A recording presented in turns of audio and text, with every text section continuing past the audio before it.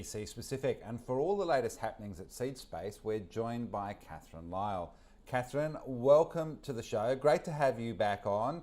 I don't know if you just heard some of our conversation with Dennis, but we're talking about the limited partnerships and all of this stuff, which again, for me, as just a humble person who goes to an ATM, draws cash out and spends it, it kind of gets a little bit complex.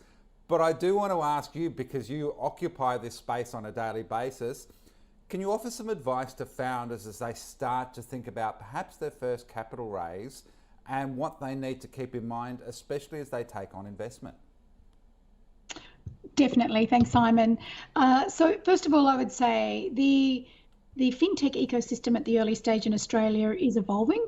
We've certainly grown and developed over the last 2 years, and there are some really good early stage funds out there now that Dennis before mentioned that on the innovation and science list you can see us, and Seed Space Venture Capital is one of those. We've been running for about 1.5 years now. We've got unconditional approval, and that means that we can invest in companies right from after they've bootstrapped themselves. We can be in that very first round right through to almost Series A.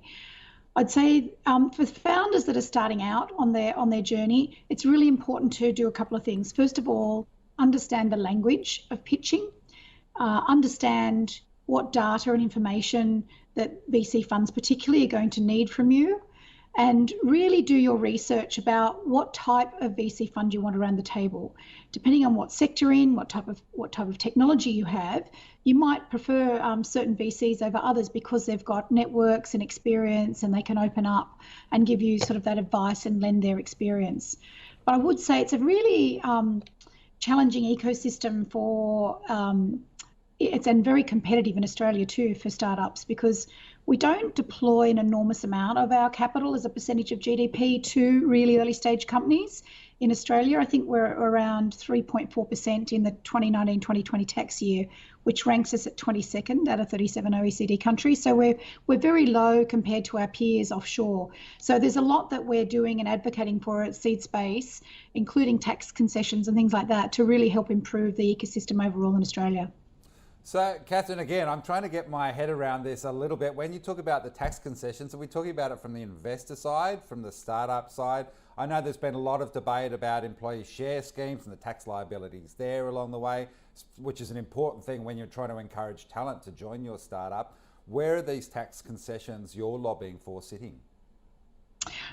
Really good question, Simon. And we've talked about this before because I spent that time in London where there's been a really comprehensive program across the whole ecosystem that supports founders, supports companies, supports investors. And we're at a very early stage here in Australia in doing that. I think we really talk, it's incremental, right? And you've got to really focus and be clear about what you want. So we talk a lot about it from an ESVCLP perspective. And so we've got 5 things we've been calling for from the government, and we have responded in full in writing to those Senate inquiries and also the recent science and innovation reach out to the ESVCLPs on the program. So we want 5 things. I'll give them to you pretty quickly if you've got a moment. Please, we want to remove that. Okay, we want to remove the ban on investment-related activities by ESVCLPs. So to give you an example, things that have any kind of funding or credit-related activity we're not allowed to invest in. So we couldn't, for instance, invest in BNPL type entities as an ESVCLP under the licence. And if we can do that, that will really allow the Australian early stage fintech ecosystem to compete for funding and grow on a much more equal basis across the board. Kath, can I just stop you for a second there? Because when you mention that, it makes me think, because we've seen these massive gains in this particular area of the fintech space, which of course, when there are exits for investors, of course, they have a chance to reinvest again and hopefully with an even bigger pie the next time around. So is it kind of leaving one part of the investment ecosystem with a hand tied behind their back and stopping them from being able to invest in other smaller companies that it might be a great opportunity, but of course aren't necessarily the 50, 100x returns that the other companies might provide? You're spot on, Simon. So with any fund, we have a very diverse portfolio, and at Seed Space, we really do spread under the fintech silo, spread our investment dollars as broadly as possible, and we look for purpose-driven companies and really passionate founders. But by missing out on the opportunity to be able to invest in a sector particularly that has done very, very well and has listed, we haven't been able to, on the other side of it, have those returns back into the fund that would give our limited partners success and be able to reinvest those funds elsewhere. And as we know, people that have success in the early stage ecosystem do tend to reinvest. So you're right, we are kind of investing with one arm tied behind our back. All right, so that was number one. Number two? We want to raise the threshold on the capital gains tax exemptions. This will kind of remove the distinction for investment by VCs funds versus in the early stage business section by the ESVCL program.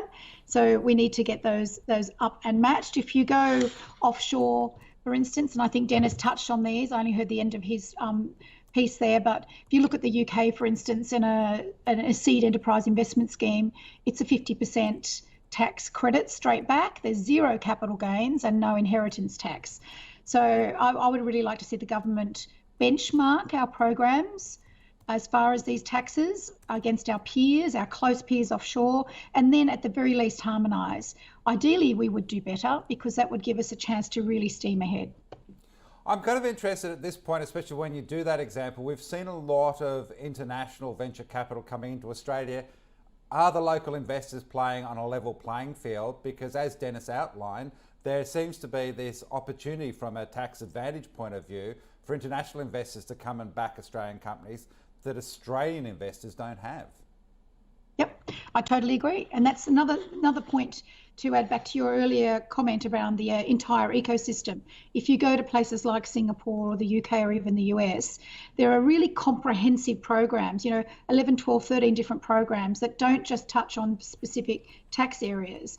It's everything from grant funding to supporting PhD students to focuses from government funds, for instance, around investment. So we really are hamstrung a little bit as local retail or sophisticated investors in Australia. I did come back from overseas 2 years ago and invest there and have invested and continue to invest there. And certainly the criteria there and the opportunities to do so and the incentives do make it more rewarding, and vice versa for international people coming in here. I would say though that I don't think we get the influx of international investment that we could garner if we had an overall better structure for investors coming in from offshore. Okay, we've still got a couple more points. Catherine, tell us about those. I'd like to see. What do we want? When do we want it? Now.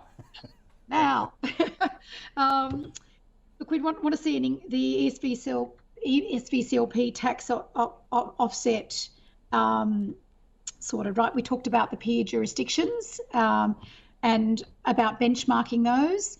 And this kind of relates also to the fourth point, which is about harmonising the tax offsets under the ESVCLP and ESIC. So one is at 10%, ESVCLPs, and one is at 20%, ESIC. So if you're an individual looking to invest, you will tend to invest in your own right to get the ESIC results from that tax concession of 20%, which really then reduces those that would invest in an early stage fund to get that diversified portfolio because the tax concessions are lower.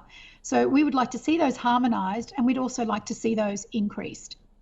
All right, and just before I let you go, I'll say the same thing that we talked about with Dennis. How optimistic are you that the government might take some of these changes on board? Josh Frydenberg, the Treasurer, seems to be sort of pretty upbeat about wanting to create reform and incentives. Do you think they will embrace your ideas? Look, we are optimistic. We've had really good engagement from senators. We had a very good conversation with Senator Bragg a month ago on exactly these topics.